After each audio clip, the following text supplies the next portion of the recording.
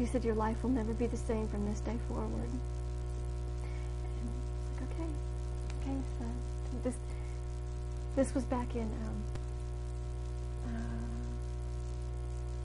03 or 04. And that was like the very last days of my normal life. That was before I moved down to Red Oak and got bit by the mosquito, and then the whole thing started happening, and then here I am today with my camera as my best friend.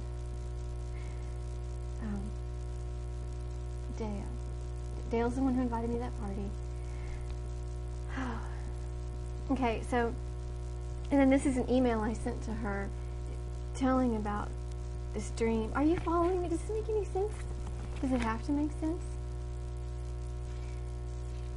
Okay, I'm just going to read this and then turn this off and not ramble anymore today. Oh, the date. Okay, it's Friday, July 2nd, 2004. Okay, so I had this dream on Thursday, July 1st, 2004, according to my calculations. Okay, I'm just going to read this to you. Oh, and the only reason I saved this is because I just so happened to write some other dreams and stuff on the back. Can you see my chicken scratch? And I wrote all this. This is all about Moses and the snakes, and the Lord sent fiery serpents among the people, and oh my goodness. Oh, this is so much, constantly. I see why God has done this to me. I mean, I see how this has happened. You know, I'm totally broken down. My body's broken down, and I have no resistance anymore because He floods me with so much. I feel like a mad scientist, like a spiritual mad scientist, sort of with a Van Gogh streak.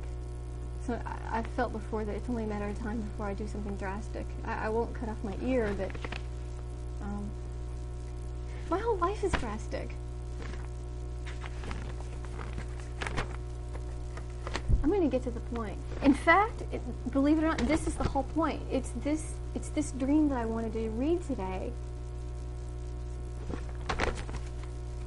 Dale, can you imagine if I were a newscaster?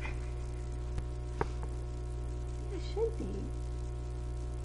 It'd be awesome to have my own news show. Like news from my point of view. Dale, this is what I dreamed yesterday. In the middle of the day, I just fell into a deep sleep, and this is what I saw. There was a very tall, steep, narrow staircase that ran the length of a building, and perched atop the stairs sat a very old man, a wise man, who just removed himself from society so he could sit and think and pray. He was filled... I forgot to say, I'm reading this as a little note to my fellow Christians. Usually, I don't really feel like I have anything to say to seasoned, established, mature Christians. I feel like my whole burden is for people who are seeking and people who are lost, and that's my thing. So I kind of freeze up when it comes to actually sharing something intentionally with the body of Christ. That's another topic. But this is for my fellow Christians. I feel, never mind the fact that it was all the way back in 2004 and now it's 2008. So 4 years later, I'm finally passing this on. Actually, I did share this with someone, and they said they were going to put it in their little book thing. So I did share this with somebody.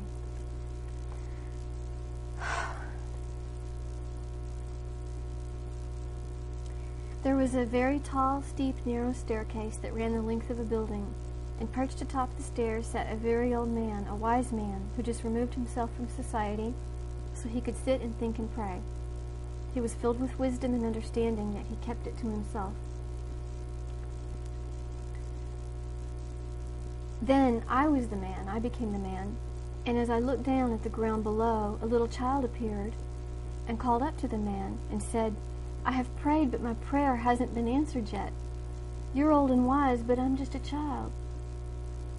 The child was pleading for help. So the man decided to come down, but it was difficult. Like going up a tree is easy, but coming down is hard. He was afraid that he'd lose his balance and fall. And then I prayed for the meaning, and this is what came to me. The old man is the body of Christ.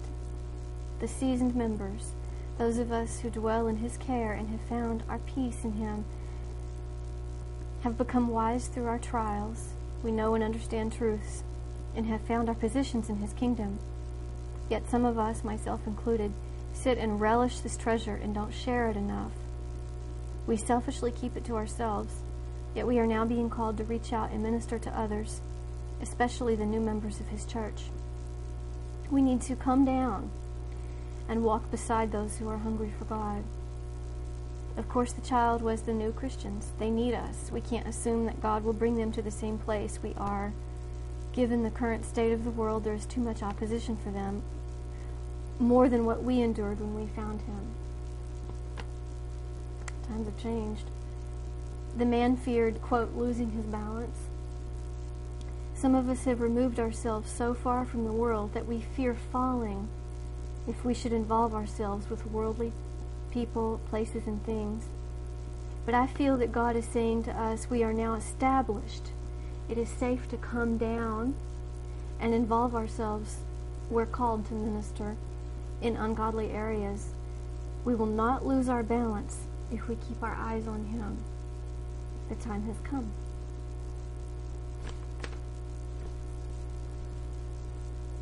So don't be a snob. Was I going to say anything else?